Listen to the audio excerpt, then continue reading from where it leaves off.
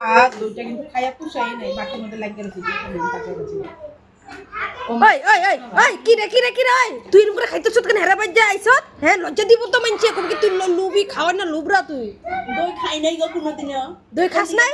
চল আমি তোর দোকান থেকে 20 টাকা দামে দই কিনা খাওয়ামু চল 20 টাকা দই খাই না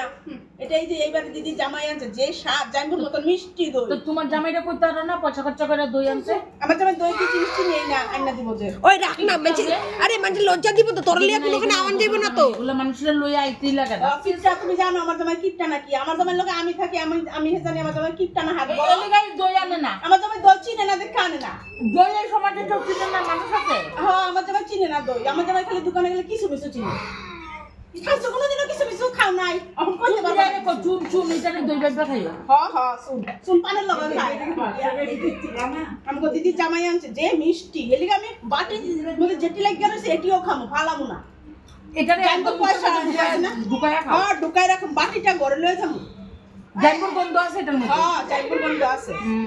এই না বাজে যাবো হ্যাঁ খাইয়া এরকম থাকো দাঁড়াও তোমার বাটি কিও খামু এরকম লুবরা মানুষের তোমার বাটি না আমার বাড়িতে বলবি না বেশি কথা কইলে দেখছো দুটা কইয়া লাইছে